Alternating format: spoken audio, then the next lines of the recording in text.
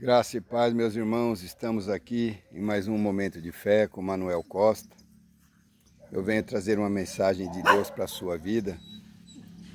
Mensagem que está no Evangelho de Mateus, capítulo 14, versículos 30 e 31, que fala sobre Pedro ao andar sobre as águas, quando Jesus o chamou durante aquela tempestade, a tempestade que não derrubou, mas o pecado está te afogando. Pedro não afundou quando o vento começou. Ele afundou quando ele desviou os olhos de Jesus. A tempestade já estava ali desde o primeiro passo sobre as águas.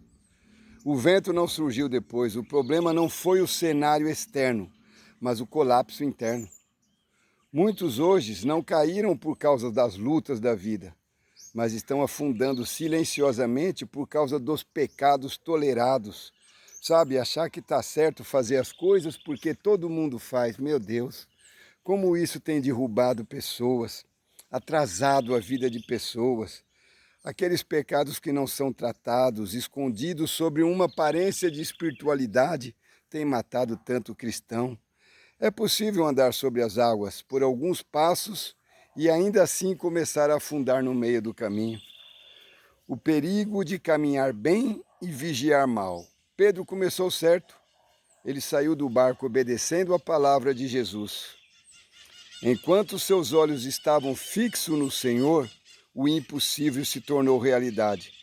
Mas o texto diz que ao reparar na força do vento, ele teve medo.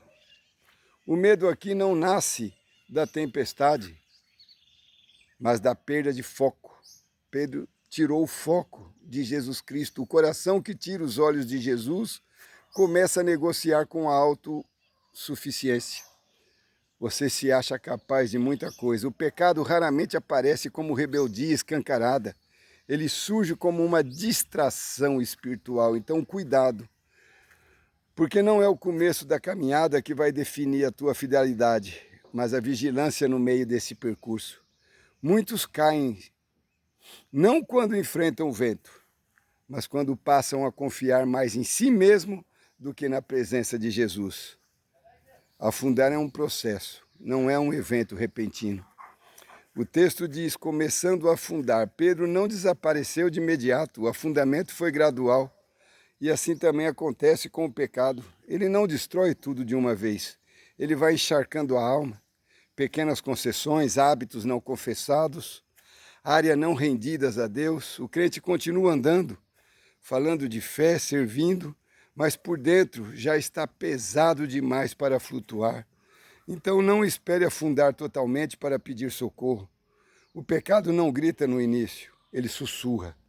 Quem brinca com o pecado acaba implorando por socorro depois.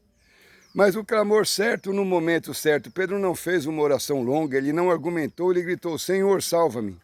Esse é o clamor de quem reconhece que não pode se salvar sozinho.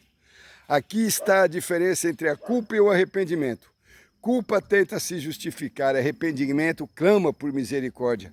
O grito de Pedro foi curto, mas foi sincero e foi direcionado para a pessoa certa. Enquanto você ainda tem voz para clamar a esperança, o pior estado espiritual não é afundar em silêncio. A mão que repreende é a mesma que te salva. Jesus estende a mão, salva Pedro e depois o confronta. Homem de pequena confiança, por que duvidaste? A ordem é importante, Jesus salva primeiro e confronta depois.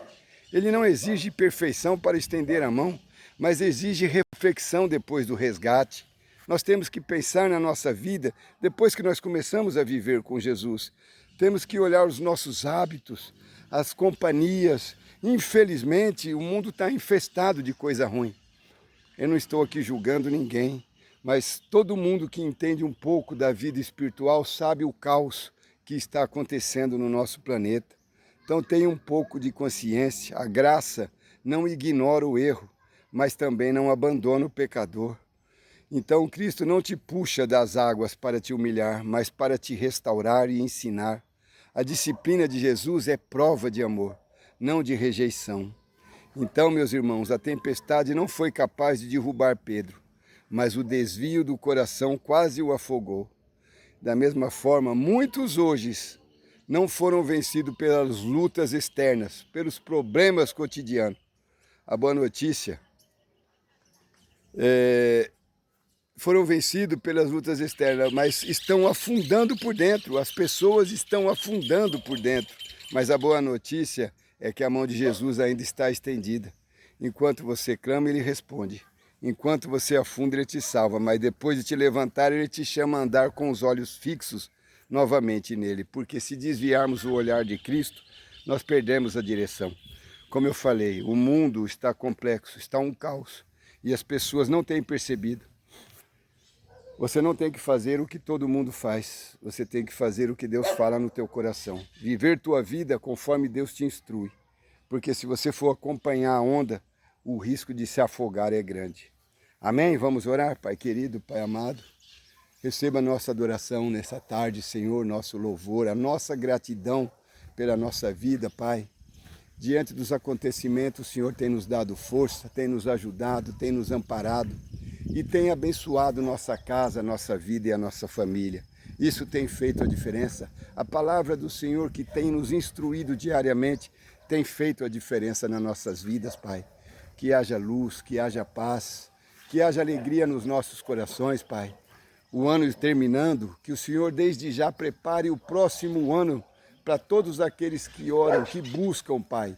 E tenha misericórdia daqueles que ainda não te conheceram, daqueles que ainda precisam ouvir a palavra e ter um testemunho de vida ao seu lado. Abençoe os casamentos que estão em crise, aqueles que estão enfermos dentro de casa, pessoas que estão com cirurgia marcada, Senhor, mas não conseguem uma vaga no INSS e vai sempre adiando, mas tem casos de urgência, Pai. Coloque tuas mãos, traga cura, libertação, Pai. Ou então que haja um encaixe, Senhor, para que a cirurgia seja realizada. Pai, pessoas pedindo para o Senhor ter misericórdia do tipo de vida que estão vivendo, porque chegaram na miséria. Quantas pessoas não estão pedindo, implorando para sair da vida miserável que se encontra, porque muitos não têm nem o pão para pôr na mesa. Que o Senhor tenha misericórdia dessas vidas, dessas famílias, e que abençoe aquela família onde as pessoas estão desempregadas, para que haja um novo emprego, uma nova oportunidade, uma nova perspectiva. Enche o nosso coração de expectativas, de força, para que possamos buscar mais do Senhor para nossas vidas. Abençoe, Senhor, cada caso, cada urgência, Senhor, cada situação, cada ser, em nome de Jesus. Amém. Paz, saúde e prosperidade. Até a próxima, se Deus assim nos permitir. Amém.